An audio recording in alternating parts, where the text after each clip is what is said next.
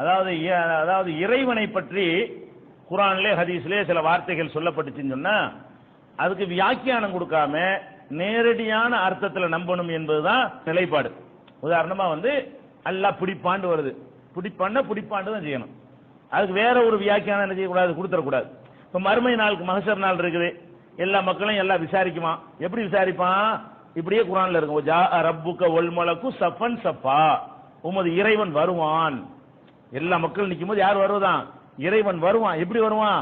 ஒல் மலக்கு சஃபன் சஃபா, மலக்குகள் எல்லாம் பின்னாடி அணி அணியா வர, பின்னாடி புடைசூழ வருவாங்கல்ல, அப்படி மலக்குகளோட என்ன செய்வான் அல்லாஹ் வந்து விசாரிக்கிறதுக்காக வருவான் என்று வருது. இது என்ன செய்யக்கூடாது, இது வேற வியாக்கியம். வருவான் தான், அங்க போய் பாத்துக்கணும் அப்படின்னு. அல்லாஹ் ஒரு விஷயத்தை சொன்னானே என்ன செய்யணும், அப்படியே அல்லாஹ்வுடைய விஷயத்துல வந்து வியாக்கியானம் கொடுக்க கூடாது. அல்லாஹ்வுக்கு கை இருக்குன்னு வந்தா கை இருக்குன்னு நம்பணும். எப்படி இருக்குன்னு நம்ம சொல்லிடக்கூடாது. கை இருக்குன்னு அவன் சொல்றான்ல, இருக்கு, எப்படி அதுங்களுக்கு போய் பாத்துக்கிறோம். அல்லாஹ்வுக்கு முகம் இருக்குன்னு சொல்றானா, முகம் இருக்கு நம்பணும். எப்படி முகம் உடனே ஆட்டு பண்ணி காட்டக்கூடாது. முகம் இருக்குது, அது நம்ம முகம் மாதிரி கிடையாது. அவனுக்கு கை இருக்கிறது நம்ம கை மாதிரி கிடையாது. அவனுக்கு என்னென்ன இருக்கிற மாதிரி எல்லாம் அல்லாஹ் சொல்லி காட்டுகிறானோ அதையெல்லாம் வியாக்கியானம் கொடுக்காம வருவான்னு வைங்க, உட்காருவாண்டு வைங்க. அல்லாஹ் என்ன அவனை பத்தி சொல்லுகிறானோ அதை வியாக்கியானம் இல்லாமல் தான் சஹாபாக்கள்லாம் ஏற்றுக்கொண்டார்கள்.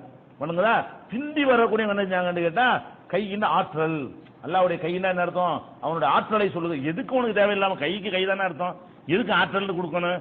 அது போக ரசூலுல்லாஹ் என்ன சொல்றாங்கன்னா, கலகல்லாஹு ஆதம அலா சூரத்திஹி, ஆதம் அலைஹிஸ்ஸலாத்தை வந்து தன் சாயலில் அல்லாஹ் படைத்தான்ங்கறான். ஏற்கனவே இந்த சேஃப் வந்து அல்லாஹ்வுடைய சாயல் என்று ரசூலுல்லாஹ்வே சொல்லி காட்டுறாங்க. இது ஆதாரபூர்வமான சஹீஹ் முஸ்லிம்ல பதிவு செய்யப்பட்டிருக்கிற ஹதீஸா இருக்கிறது. அது மறுமை நாள் நம்ம பார்ப்போம், முழு நிலவை பார்ப்பது போல இறைவனை பார்ப்போம்னா ஏதோ ஒன்று இருப்பை தானே பார்க்கிறோம், பார்க்கிற மாதிரி தான் இறைவன் இருப்பான். அதனால வந்து இதுல குழப்பம் கிடையாது. ஆனா இதுல என்னன்னு கேட்டா, சில நேரங்கள்ல இந்த நேரடி அர்த்தம் கொடுக்க முடியாமல் வேற ஒரு ஆதாரம் வந்து இடையூறா நிற்கும். அந்த இடத்துல மட்டும் நேரடி அர்த்தம் கொடுக்க கூடாது. எல்லா இடத்துலயுமே வருவான், பிடிப்பான், அடிப்பான். என் கையால் ஆதமை படைத்தேன்கிறான்.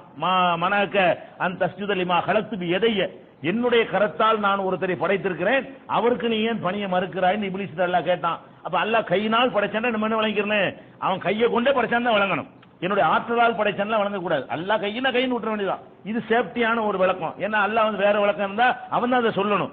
நேரடியான அர்த்தத்தை தான் எந்த சொல்லுக்கும் புரிந்து கொள்ளணுமே தவிர நேரடியான அர்த்தத்தை தாண்டி போனோம்னா அது காரணம் சொல்லி ஆகணும். நேரடியான அர்த்தத்தை செய்வதற்கு காரணம் சொல்ல வேண்டியதில்லை. நீ தானே இப்ப கையின நான் என்ன செய்யறது அப்படின்னு அல்லாஹ்ட்ட சொல்லிட்டு போயிடலாம். அப்ப அதுல என்ன வருதுன்னா, சில நேரங்கள்ல இது ஒரு மோதல் மாதிரி வரும். எப்படி வரும்? உதாரணமா வந்து ஒவ்வொரு இரவுடைய கடைசி 3 பகுதி வச்சு கடைசி பகுதி இருக்குல்ல, அந்த கடைசி பகுதியில வந்து இறைவன் வந்து முதல் வானத்துக்கு இறங்குறான். முதல் வானம் அங்க இருந்து லாஸ்ட் வானம், இங்க இருந்து முதல் வானம். முதல் வானம் என்ன அர்த்தம்? இங்க இருந்து தான் முதல் வானம், அங்க இருந்துனா அது 7வது வானம். முதல் வானத்தை கொண்டு கருத்து என்னன்னு சொன்னா, நமக்கு கிட்டேன்னு அர்த்தம்.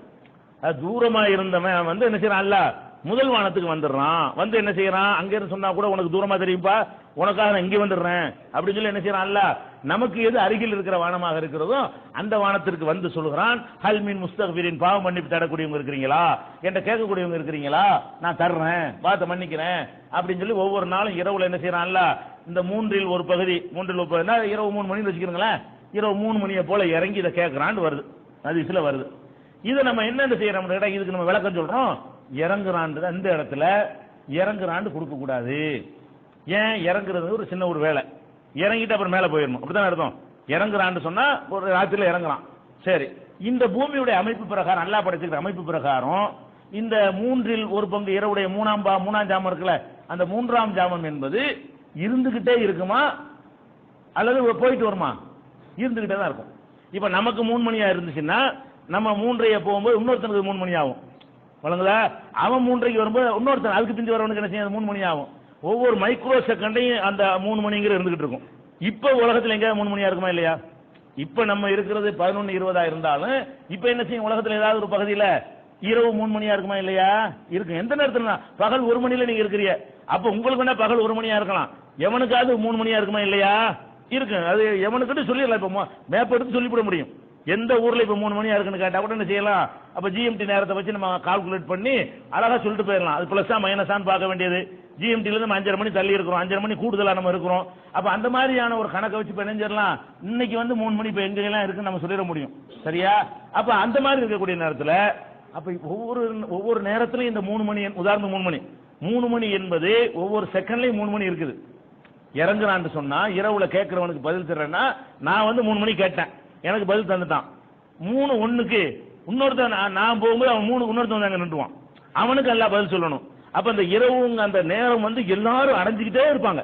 பூமி சுத்திக்கிட்டே இருக்கும் பொழுது 24 ஹவர்ஸ் மட்டும் இல்ல, 365 நாளும் 24 ஹவர்ஸ்லயும் அல்ல அப்படி இருப்பான். 365 நாள்ல என்ன இருப்பான்? முதல் வானத்திலேயே தான் இருப்பான். இப்ப முதல் வானத்துல இறங்குறான். எதுக்கு செய்யறான்? இரவின் 3ஆம் ஜாமத்துல வந்து நீங்கள் என்ற கேளுங்க நான் வந்து தர்றேன்னு சொல்றான்னு சொன்னா, அப்ப இறங்குறான்ங்கிற அர்த்தம் கொடுத்தீங்கன்னா இறங்குனவன் அதுலயே தான் இருக்க முடியும். ஏன் இருக்க முடியும்? இந்த 3 மணி எல்லாரும் அடைஞ்சுக்கிட்டே இருப்பாங்க. ஒவ்வொரு வினாடி அவங்க கேட்கும்போது இல்லாம போயிடக்கூடாது அந்த இடத்துல. இப்ப நீங்க 3 மணி கேட்டு முடிச்சிட்டீங்க, நீங்க 3:01க்கு ஆகும்போது அங்கிட்டு உள்ள ஒருத்தன் என்ன செய்வான்? கரெக்டா 3 மணிக்கு வந்து நிற்பான், அல்ல வேங்கமா. அப்ப அவங்க வரைக்கும் ஏத்துக்கிறேன்னு அவர் 3:02க்கு வரும்போது அடுத்தவன் அந்த இடத்துல நின்றுவான். சுத்துறதுல பூமி சுத்திட்டே இருக்கும்போது இதான் 3 மணிங்கிற ஒரு பாயிண்ட் வச்சா இது எல்லாரும் தான் நடத்திக்கிட்டே இருப்பான். 365 நாள் வரும். அப்ப இந்த இடத்துல இறங்குறான்னு கொடுத்தோம்னு சொன்னா ரஹ்மான் அரிசில இருக்கிறான்னு ஒரு வசனம் இருக்குல்ல, அதுக்கு மாத்தமா போயிடுது. அரிசில அவன் இருக்கிறான், அரிசில இருக்கிறவன் வந்து இப்ப அரிசில இல்லைன்னு வந்துருது. குர்ஆன்ல என்ன சொல்லப்பட்டிருக்கு? ரஹ்மானும் அல அர்சிஸ்தவா, ரஹ்மான் அரிசில தான் இருக்கிறான், அவன் இருக்கிற அரிசில. அப்ப இந்த இடத்தில் மாத்திர நேரடி அர்த்தம் கொடுத்துறாதிய. எந்த அர்த்தம் கொடுத்துறாதிய? இறங்குறான்னு கொடுத்துறாதிய. உனக்கு நெருக்கமா இருந்து கேட்கிறேன் பாத, கொஞ்சம் கூடுதல் ஈடுபாட்டோட கேட்கிறேன், முதல் வானத்துக்கு வர்றதுனால கூடுதல் ஈடுபாட்டோட கேட்கிறேங்கிற அர்த்தத்தில் அல்லாஹ் சொல்றான் அப்படின்னு ஒரு விளக்கம் நம்ம கொடுத்திருந்தோம்.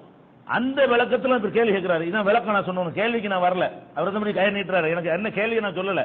அந்த விளக்கத்தை புரிஞ்சு கொண்டு அவர் என்ன வர்றாருன்னு கேட்டா, முதல் வானம் என்பதெல்லாம் அரசுக்கு உள்ள ஒரு சின்ன ஒரு அரசுக்கு உள்ள அடங்குனது தானே.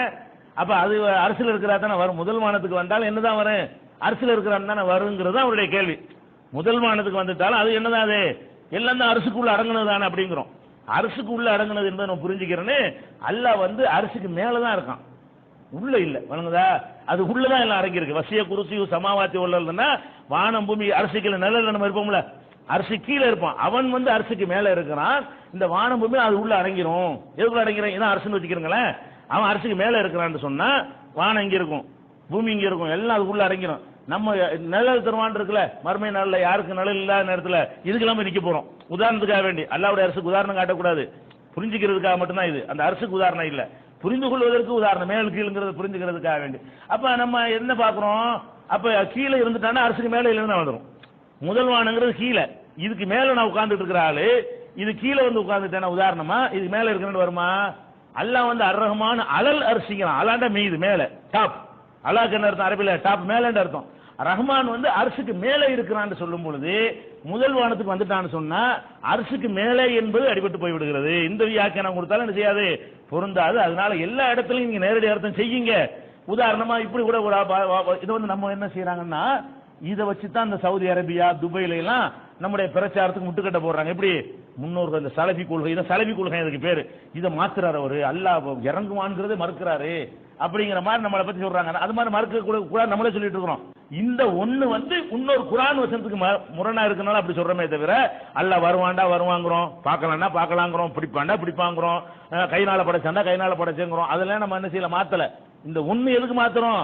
அது முரண்படுதுங்கிறதுக்கு மாத்தும் பொழுதுதான் இதை என்ன செய்யறாங்க? குழப்பி செய்யறாங்க. இதே மாதிரி இன்னொரு வசனம் குர்ஆன்ல இருக்குது, அது வேடிக்கை என்னன்னா அது அவங்க அந்த அர்த்தம் தான் செய்யறாங்க. என்ன அர்த்தம்?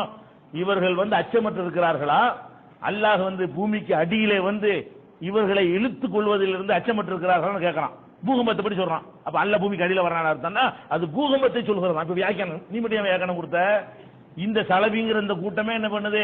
இவங்க யார தப்சீர் ஏத்துக்கிட்டாங்களோ, இவங்க எந்த உலமாக்கள் ஆதரிக்கிறாங்களோ அவங்கள பூமிக்கு அடியிலே அல்லாஹ் வருவான் அப்படிங்கிற வசனத்துக்கு என்ன செய்யறாங்க? அல்லாஹ் பூமிக்கு அடியில எல்லாம் வரமாட்டான், அது பூகம்பத்தை ஏற்படுத்துவது அந்த மாதிரி ஒரு வார்த்தையை போட்டு அல்லாஹ் சொல்றான்னு சொல்றீங்களே. அப்ப நீங்க மட்டும் ஒரு அர்த்தத்துக்காக மாத்தலாமா? அப்ப இந்த எல்லாருமே சவுதியில யாரெல்லாம் இதை வந்து நம்ம கருத்தை எதிர்க்கிறாங்களோ அவங்க வந்து சில வசனத்துக்கு இந்த மாதிரி அர்த்தம் கொடுக்கவும் செய்யறாங்க.